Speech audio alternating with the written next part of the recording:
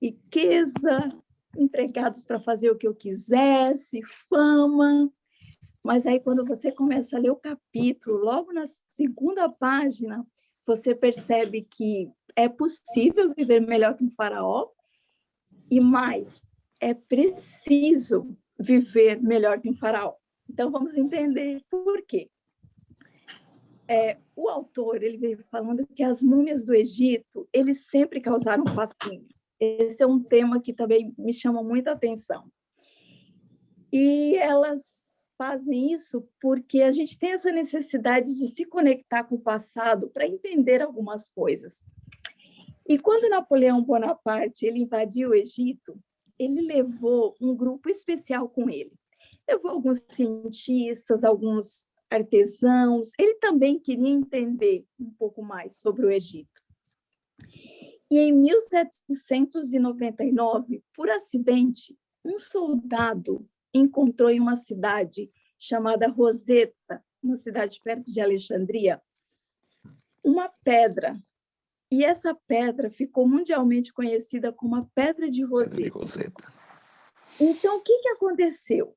Aquela pedra tinha uma inscrição em 3 idiomas.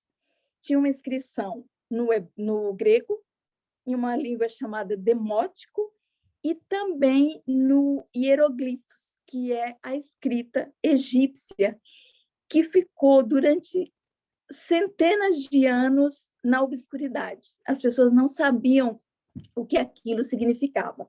Então, eles perceberam, através do grego, eles leram o grego, e eles perceberam que a frase era a mesma nas 3 línguas. E assim eles puderam descobrir o segredo dos egípcios. E esse texto foi escrito por sacerdotes egípcios no século II a.C., e, como o livro fala, os segredos mantidos por mais de 2.000 anos foram abertos. Irmãos, essa descoberta foi muito importante. Assim como a Pedra de Roseta e mais alguns avanços da ciência fizeram com que as pessoas tivessem acesso não apenas à escrita egípcia, mas também eles conseguiram estudar as múmias. E o Mark Phelan fala de uma professora da Universidade de Manchester, na Inglaterra, que ela fez autópsia em muitas múmias.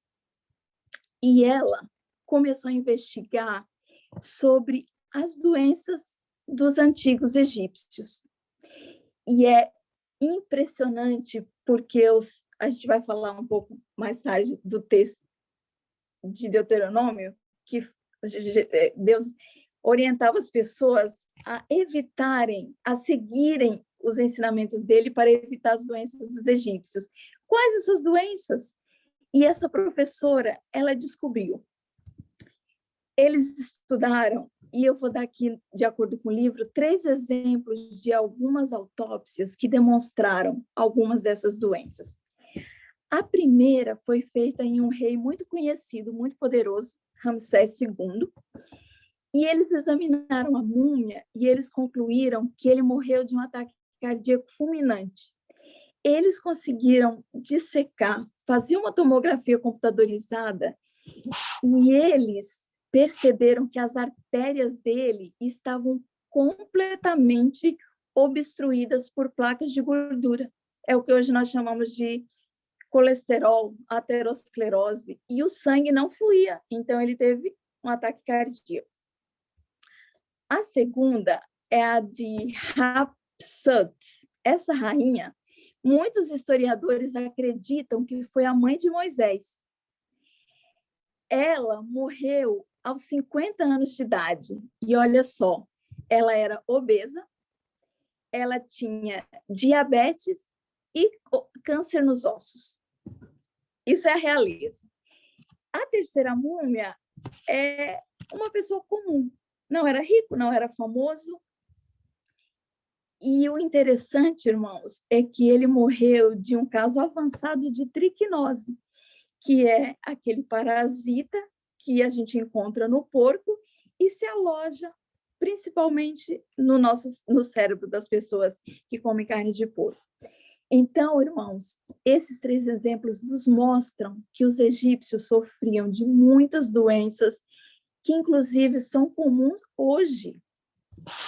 Principalmente a última dinastia, eles consumiam uma quantidade muito grande de carne, eles comiam muito açúcar, bebiam cerveja, e eu pesquisando semana passada, eu achei um artigo que eles encontraram recentemente uma escavação de uma cervejaria enorme no Egito. Então, aqui o texto fala que mesmo os jovens, mesmo as crianças, eles bebiam cerveja. E as festas duravam dias. Então, nós já sabemos aí quais as doenças dos egípcios.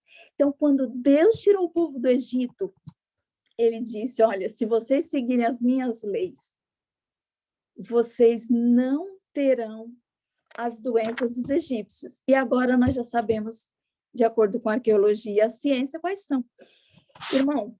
Irmãos, mas o povo estava há anos ali na escravidão. E eles estavam contextualizados com o estilo de vida. E quando Deus convidou-os a saírem do Egito, mudarem, eles prontamente aceitaram. Mas eu e você, nós sabemos quão difícil é vencermos hábitos. E não demorou muito, o povo estava rejeitando o maná, que literalmente significava o pão dos anjos. E antes, quando eu era assim, muito jovem, que eu lia a história dos israelitas, eu ficava indignada. Hoje, eu não fico mais indignada, porque eu me coloco no lugar.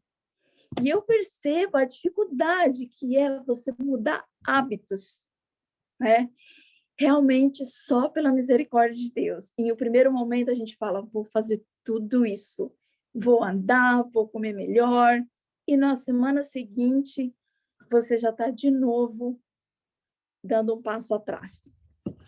E não demorou muito, queridos, e o povo estava pedindo carne, o povo estava doente, definhando.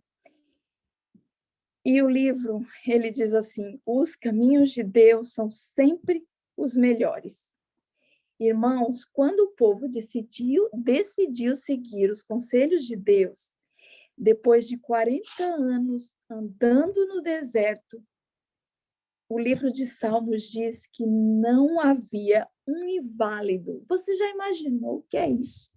Uma multidão de pessoas em 40 anos, você pode falar em situações precárias, andando, mas eles não tinham um inválido. E eu lembro de Caleb falando assim, eu estou tão forte, o meu vigor está do mesmo jeito quando eu saí do Egito. Isso não é maravilhoso? Isso é uma coisa fantástica. Isso significa que os caminhos de Deus realmente são sempre os melhores. E aí você pergunta, mas essas leis de saúde são válidas para nós?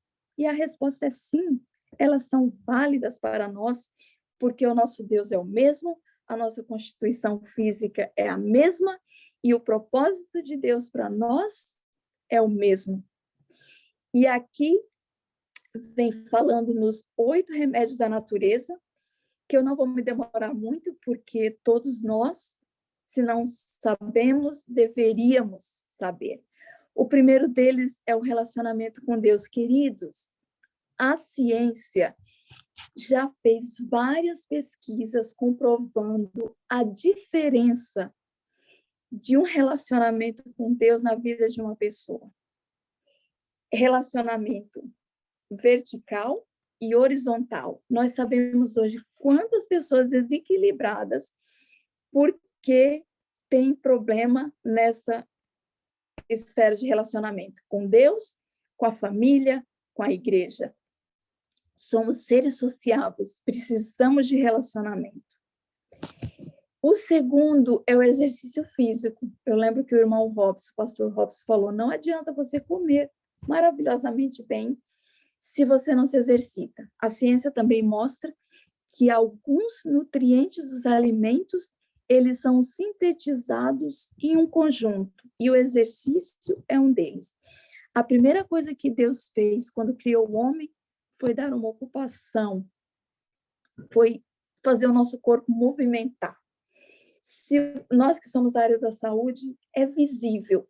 Uma semana que uma pessoa fica acamada, ela perde massa muscular. Um dia, 2, uma semana, é visível a atrofia. Então, Deus nos criou para nos movimentarmos. E o sedentarismo hoje em dia tem destruído vidas. Terceiro, ar fresco. E agora eu entendo, morando aqui na América do Norte, eu entendo como a irmã Ed falava, abram as janelas, deixem o ar entrar. Aqui é tudo fechado, as janelas não se abrem. Ar-condicionado no verão, heater no inverno e quase que não se tem ar fresco. Precisamos deixar o oxigênio penetrar, ar fresco, renovar. Precisamos, se você mora na cidade, saia no sábado, vá fazer um passeio, coloque ar fresco na sua mente, no seu sistema. O quarto é a luz solar. Nós sabemos que a vitamina D, encontrada no nosso organismo, ela é sintetizada pela luz solar. Aqui, irmãos, a experiência é muitas pessoas com depressão, porque nós ficamos muito tempo sem sol, e muitos idosos com muitas doenças degenerativas. E eu vou até pesquisar alguns artigos, mas eu tenho quase certeza que tem muita associação dessa questão de tantos casos de demência com a falta de luz solar. O outro é o repouso. E Deus foi maravilhoso. Ele sabia que o ser humano iria ligar o 220 e trabalhar, e ele nos deu o sábado. Ele nos deu o dia, a noite. Nós temos aí, quem conhece muito, quem não conhece tanto sabe do ciclo circadiano, da importância do repouso, dos problemas que têm as pessoas que não descansam, estresse, enfim. Deus é perfeito e nos deu principalmente o sábado para que repousássemos nele.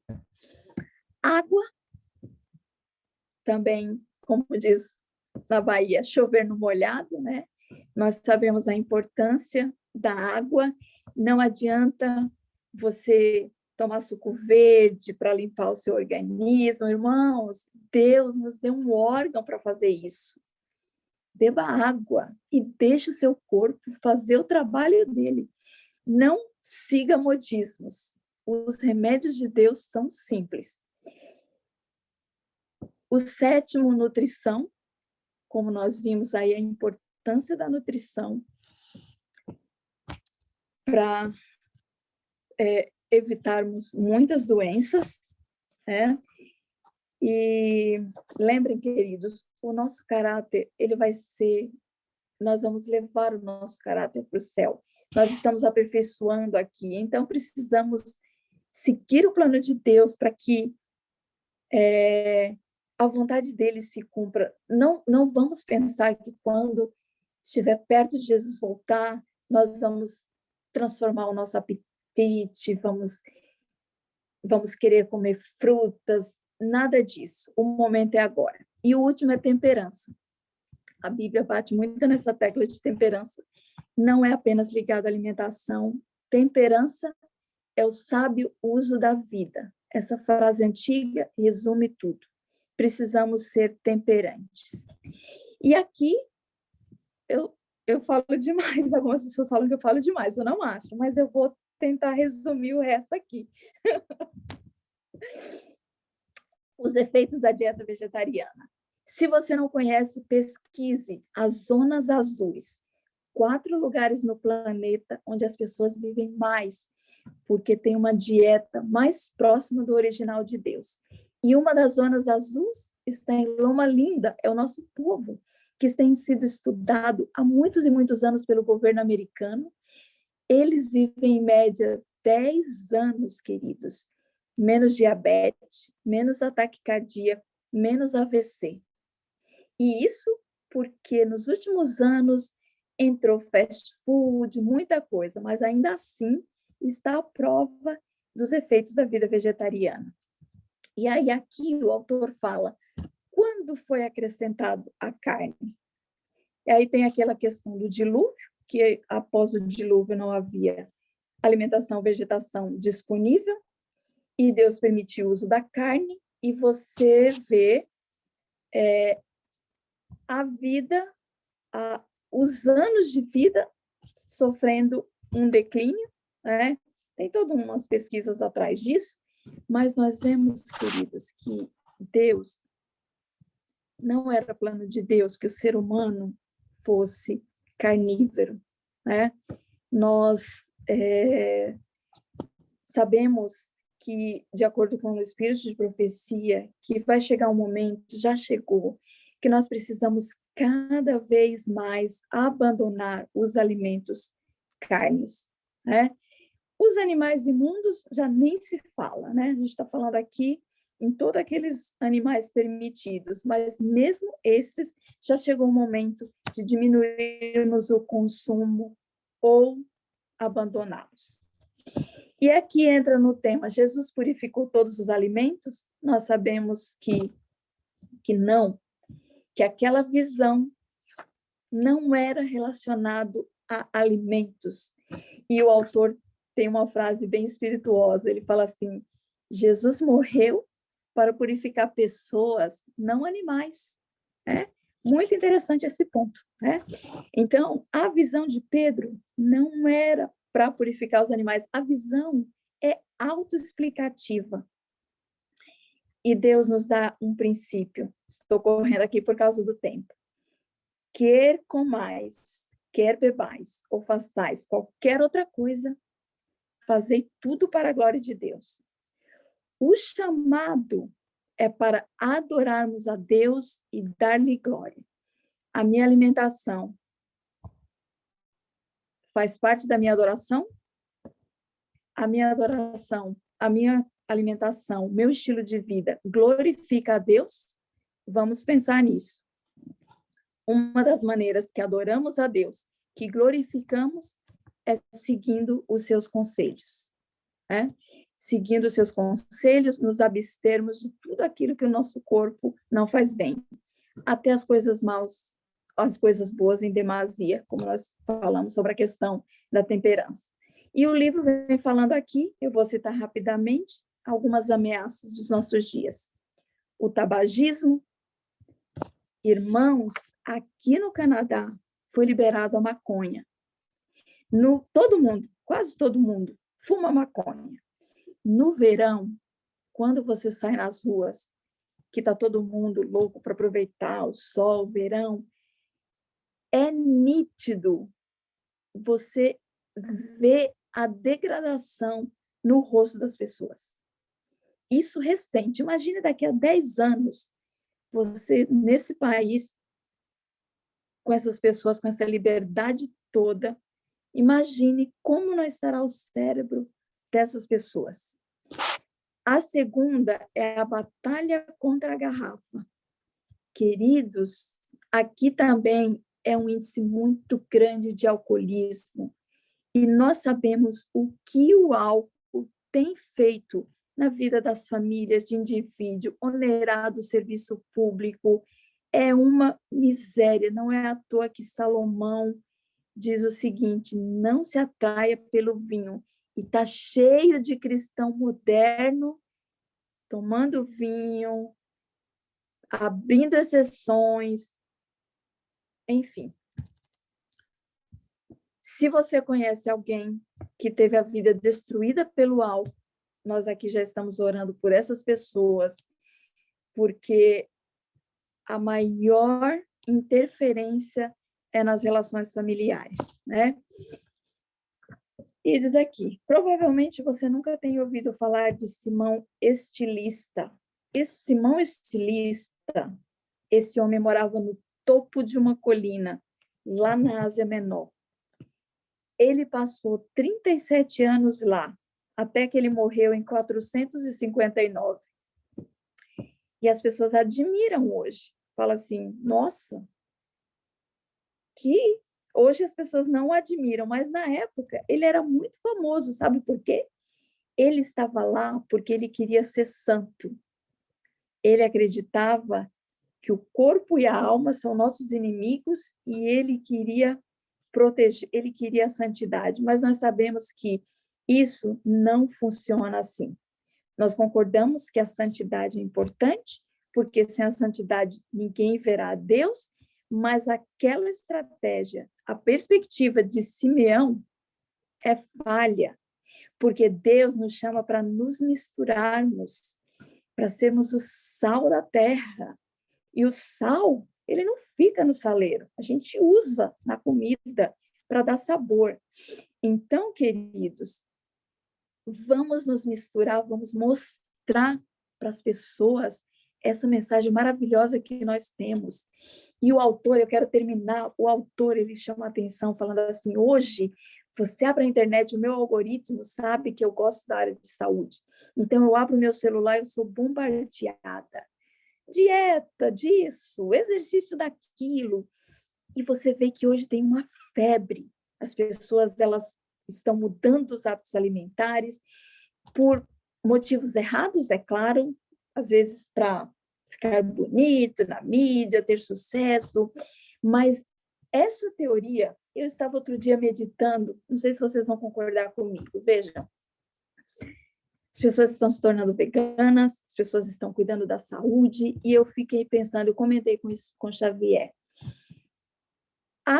a nossa mente é o local de batalha entre Deus e Satanás. É lá que Deus se comunica conosco. Jesus está voltando e muito em breve todo ser humano vai tomar sua decisão final. Então eu pensei, queridos, olha que coisa maravilhosa. Eu acredito que Deus vai estar usando isso, mesmo as pessoas fazendo isso com outros motivos, mas Deus está usando isso para que a mente das pessoas fique mais lúcida, para que no momento final essas pessoas possam entender o propósito de Deus, elas possam tomar uma decisão consciente. Então, mesmo que a pessoa esteja lá sendo saudável pelos motivos egoístas dela, Deus, eu acredito que Deus vai usar isso para fazer essas pessoas tomarem uma decisão consciente. Eu acredito nisso. Simão, aquele homem lá que o autor comentou, ele achava que qualquer coisa que pudesse fazer para enfraquecer o corpo, fazia dele um cristão melhor. Mas a mensagem de Deus é o contrário. Nós precisamos fortalecer o nosso corpo, clarear a nossa mente. E por quê? Porque o apóstolo diz, fomos comprados por preço. Irmãos, imagina hoje que você pode comprar qualquer coisa muito barato. Tem as fábricas na China, nos países subdesenvolvidos, fabricando coisa em larga escala para as pessoas consumirem. E as coisas estão perdendo valor. Mas imagina você abrir a Bíblia e falar assim, você foi comprado. E não foi, por uma mixaria, não. Parcelado em 10 vezes. Nós custamos o sangue de Jesus. De acordo com Coríntios 6:20, o apóstolo diz, gente, continuem, glorifiquem a Deus nesse corpo maravilhoso que foi comprado, que custou tão caro. Né? Então, vocês percebem que nós não precisamos nós não podemos viver de qualquer maneira, que nós temos a obrigação de viver melhor que o faraó. Nós pertencemos a Deus, então nós precisamos, a senhora White fala assim, se você não, toda pessoa, principalmente os pais, eles devem conhecer de fisiologia. Você precisa saber como o seu corpo funciona, isso é uma responsabilidade. Não precisa ser da área da saúde, enfermeiro, médico, não. Irmãos, Baixe um arquivo na internet, veja como seu coração funciona, veja como seu corpo funciona, o que você precisa para mantê-lo. A senhora White fala que se nós não tivermos esse conhecimento, nós estamos roubando a Deus do serviço que poderíamos prestar ao nosso semelhante. E o livro termina dizendo, nós estamos muito perto do estabelecimento do reino de Deus. E ao invés de fazer a oração final, na hora que for chamado para fazer a oração final, eu vou fazer a oração aqui do livro do Mark Philip.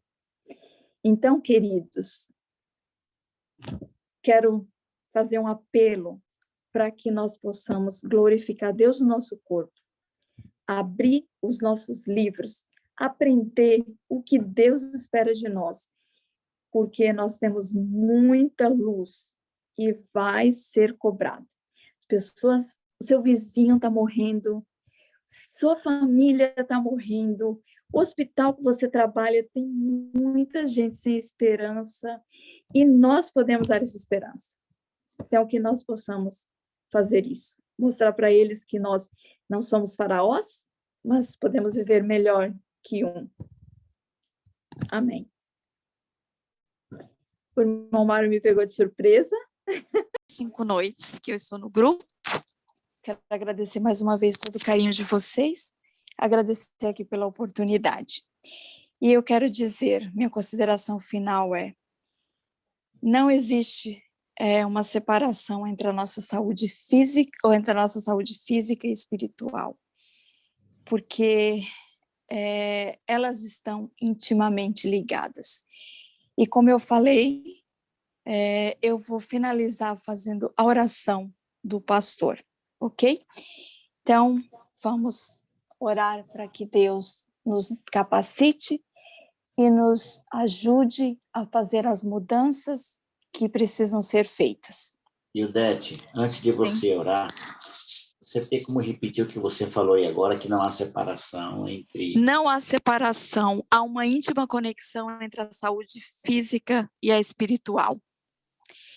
Isso é porque, muito irmãos, é muito importante, porque nós sabemos como os alimentos, como as substâncias químicas, elas atuam no nosso cérebro e elas fazem interferência, elas não permitem que temos uma mente clara para entender a mensagem de Deus. Eu tenho um hábito na minha vida que, assim, aos sábados de manhã, eu não tenho de jejum. Isso é uma coisa minha. Por quê?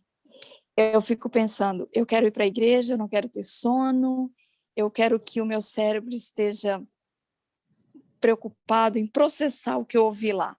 Então, eu não costumo tomar de jejum no sábado, justamente por isso, para que a minha mente fique tranquila, meu estômago não precise digerir nada e toda a energia esteja concentrada no meu cérebro.